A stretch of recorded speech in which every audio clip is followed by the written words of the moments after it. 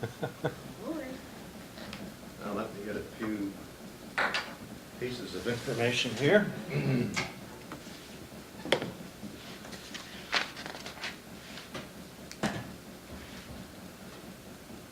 Frank? May I say something first? Sure. I am speaking for my husband because he cannot talk. They've destroyed his vocal cords due to illness.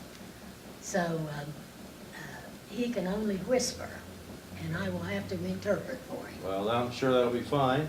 And we're talking about the World War II era here, aren't we? World War II. Right. Okay. And you're Frank Ciraso, so we want to get your name too. Helen. Helen Ciraso. Ciraso. And are you the wife of Frank? I am the wife of Frank. Okay. And when were you born, Frank? He was born May the 26th, 1919. May 26th, 19. Uh-huh. Okay. Today's the 22nd.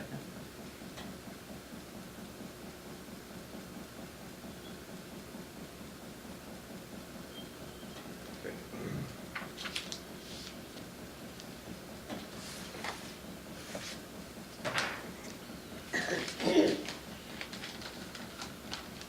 You were born in 1919, so that would make you 80 years old. Right. And what is your address? 298 Coburn Drive, McDermott. McDermott, Ohio, and that zip code is... 45652. And I assume you are retired now, of course, but what was your occupation? He was court bailiff, municipal court bailiff for 22 years. Okay, in He Portsmouth? also, in Portsmouth. Uh-huh. He also worked as a supervisor at Montgomery Wards and also at the Selby Shoe Company. I see. He was a foreman there. I see. How much education do you have, Frank? He has 1 year of college. I see.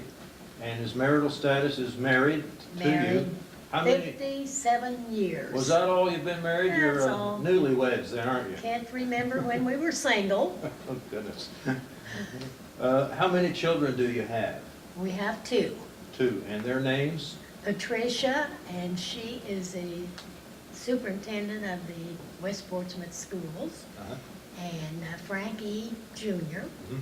and he is an administrator at the Department of Human Services. You know, I want to ask a couple of other questions because 100 years from now, your great-great-great-great-grandchildren might be watching this, and they might be interested in as many of their descendants or as their predecessors, ancestors as it could be.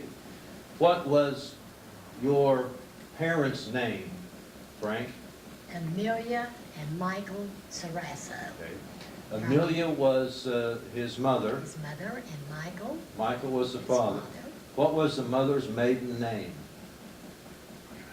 Marganella. I have a time saying that one. Marganella. Marganella. Mhm. Marganella, is that Italian or? Yes. Okay. Very Italian. Very Italian. And did they come over directly, or were they first generation, or what? They came over from Italy back in, whisper. Well, it's A long time ago is the answer to that. Yeah, it's been a long time ago. Yeah, and his grandfather had a little, he made handmade shoes I see, in Boston, I see, I Massachusetts. see. Okay. What was the grandfather's name? Frank. Frank? Frank McAnally. That'd be your father's father Right. in Boston, Massachusetts. Okay. Now, His mother's father, Martinelli. Marganelli, okay. That's correct, because that was her maiden name, wasn't it? Right. Marganelli. Yes. Mhm. Now, what were your parents' names? Bertha and Grover Conley Conley, and your mother's maiden name was was? Pointer. Pointer. Mhm. And where were they from? My father was from Salyersville, Kentucky, and mother was from Greenup, Greenup, Kentucky. All right. Now, do you have grandchildren? We have one, And the name? is Ryan. Ciraso. Ryan Ciraso, so that must be That's Ed's, Ed's son. Frankie's. Okay. Do you have any great-grandchildren? No, that's our one and only. How old is he? He's 20. I'm going to ask you some questions about the service now. When did you enter the service? Let me ask you, were you in the Army, Navy, Air Force? In the Army? When did you enter the Army? The date you first went in? 1941. Okay. Was that before or after Pearl Harbor was bombed? That was before, wasn't it? And he entered the service at Fort Devens, Massachusetts. Was it drafted or did you join up? He joined. Okay. You joined the Army. What branch of the Army were you in? Infantry, armor? 176th Infantry. 176th Infantry. Okay. Was that a division or a regiment? It was a division. Well, that was a company. Must have been of a regiment or something like Yes. that. A company, you were in a company of infantry in a regiment. And so where was basic training? Fort Meade, Maryland. Okay. And when you got out of basic training, where did you go? Washington, D.C. President Franklin Roosevelt's Right Honor Guard. He was. I see. That's quite an honor. Yes. Let me put this aside. I think we have the name there okay, and I want to be sure and get a full picture there already. And you went to Washington, D.C., and you were on the honor guard of Franklin Delano Roosevelt, our president. Interesting. And how long were you in that duty? About 2 years? Okay. Now, what was your rank when you were discharged from the service? Sergeant. Sergeant. And after your 2 years with the president, where did you go? Overseas, Philippines. To the Philippines? What did you do in the Philippines? He fought the Japanese and he drove a ammunition truck to the front lines. I see. He said it was very, very horrible and awful. Okay. So that's about all I could get out of him on me. Who were you with when you fought the Japanese?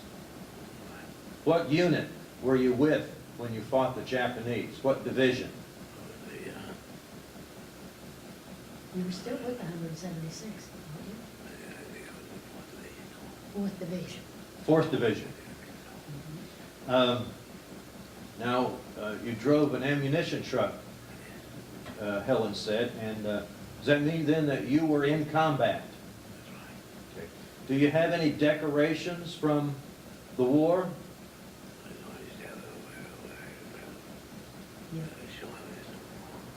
Yeah, you're overseas.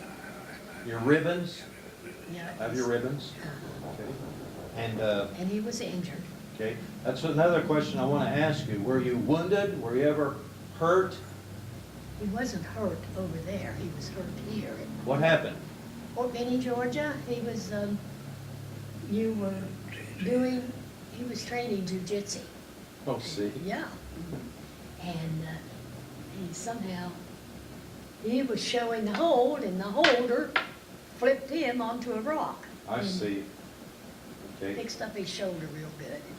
Now, were you ever wounded in combat? No. Do you remember the names of some of your friends from the Philippines?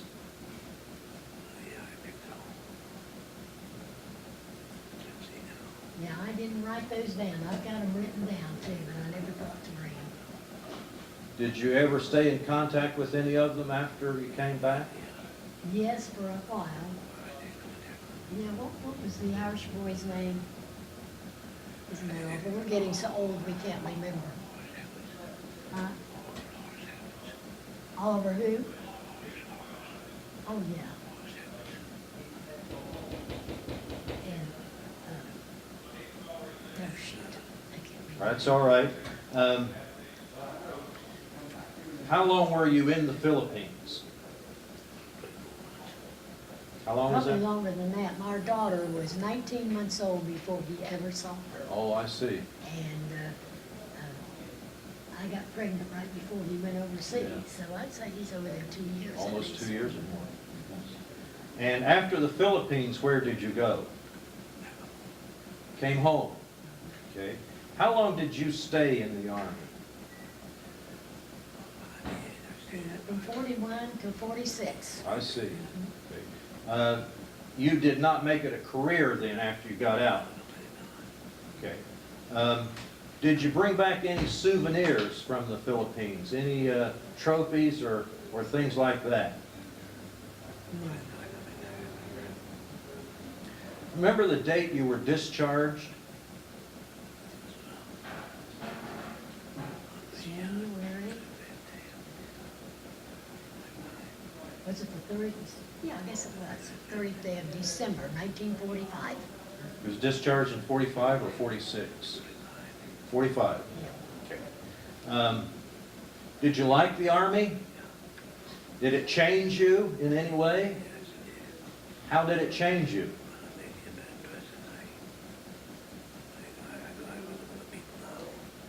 It made him a better person. He knows other people and he gets along It's a long so well better? with them and loves the veterans. We have worked so hard for the veterans. Tell me some of the work that you have done for the veterans. Yeah, we've been very upfront. He's the vice president of the committee and I was secretary treasurer of our monument down at the Tracy Park. He was on the Veterans Service Board and we've just always worked for the veterans. Veteran in trouble, we were there. And not only does he enjoy that, I do too. It's something you do too, don't It's you? something that I really, really like to do is to help Was- the veterans. Was your son in the service? Yes. Maybe we can get him over here too. Well, he never went overseas or anything. Well, I didn't either, but I gave you a But- story. Well, he got injured and was, what gets me, we help everybody else. Eddie drew compensation 10%. He was blowing up with live ammunition and lost his hearing. Ah, And he reads lips very well. But if you get behind him, he doesn't hear a thing you say. And they gave him compensation for 18 years, and then the doctor told him he should put in for 20%, and they cut him all off. He put in for, he was getting 10%. for He put in 18 for a little years. bit more. Yeah. After 18 years, then And they cut him off. Cut him off. Go figure, right? Yeah. Well, seems like that's the way it happens all the time. But one other thing that Frank said, be sure and tell him. The highlight of his career was meeting me in Washington, D.C. and getting married. He met you in Washington, Yes, D.C.? we met in Washington, D.C. Well, you were from Kentucky though, were you No, not? no, I'm from right here in Ohio. Well, born and raised in- how did you meet over Well, there? you know, Senator Jack May from Kentucky was a relative of ours, and my dad, well, I was raised very strict, and they were needing people over in D.C. when the war started.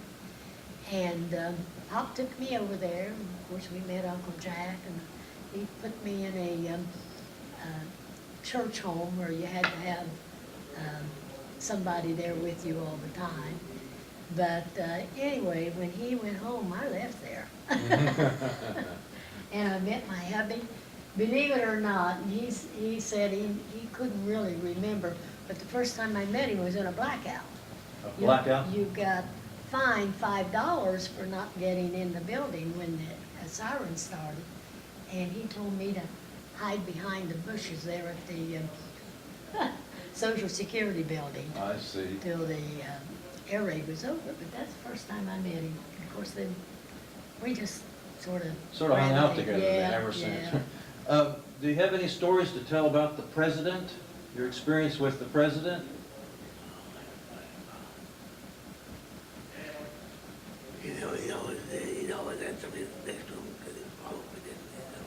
He always had to have somebody next to him because to keep him from falling. Oh, I see. And he told me this, President Roosevelt did not like for people to know that he was crippled and that he could not stand up. Mhm. So therefore, he always had somebody next to him, Mhm. so that that didn't happen. Did you have to hold the president up sometimes? Huh? No, he didn't have to You do were- that. You were part of the honor guard. Honor guard, right. Okay. Mhm. In the honor guard, were the other services there too, the Navy, the Marine Corps? One Okay. from each of them. Okay. It was very impressive. I am see very it. impressed. And I was wondering then, is there, since people 100 years from now might be watching this, or even 200 years, is there anything you'd like to tell them? Is there anything you'd like to pass on to the generations to come?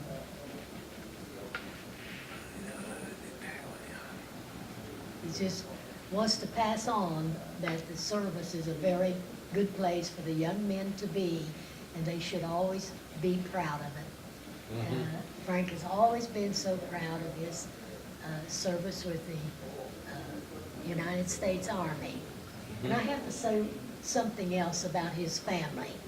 Nobody says a thing about the United States or the president or anybody in front of his family, especially his mother and dad. I see. They were very, very strict, and they loved the United States, and I think that's where he got a lot of his love for the country and for the Army.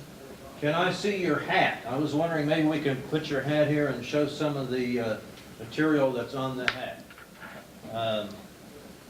Do you know what these stand for?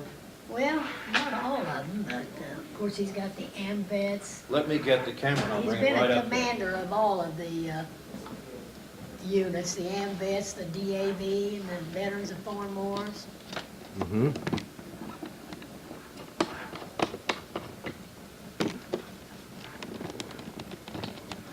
There we go.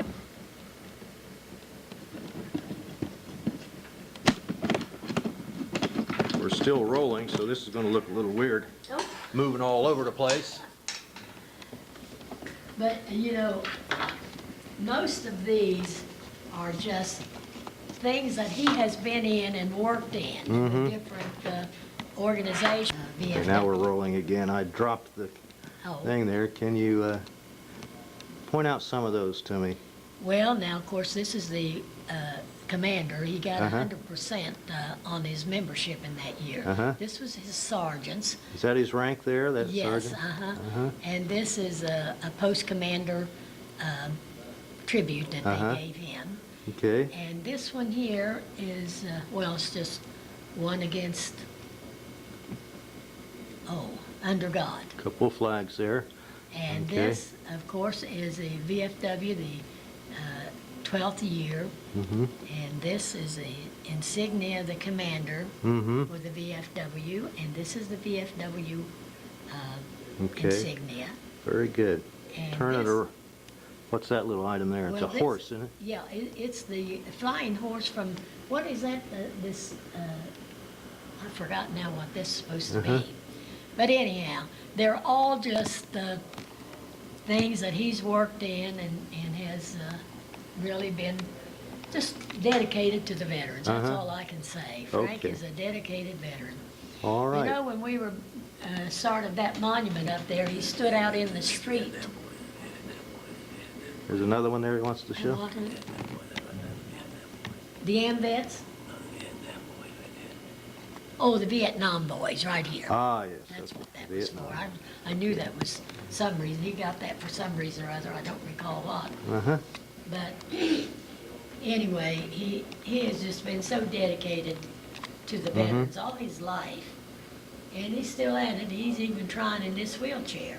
I see. And when we Okay. built the monument up there, Mr. Gerlach had to send up cones and put around him.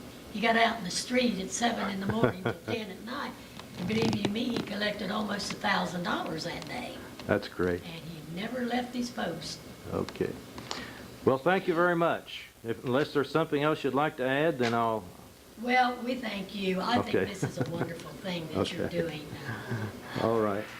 to commemorate the veterans and So like you say, their families in the future, they may want to see this. I wanted to ask, Yeah. if you want to come and tape just the one segment of your family, you have some way of knowing where that is located on the film there? I'm not sure. Oh, yes, yes. It The will be- Portsmouth Public Library is going to catalog all this. Yeah. that's And there's a what- counter on the, as you put this into your VCR, there's a counter that goes down. You go down like to number 40, number Yeah. 80, and you'll find your relative there. Yeah, well, I figured that's what you were Right. all going to do, so. Okay.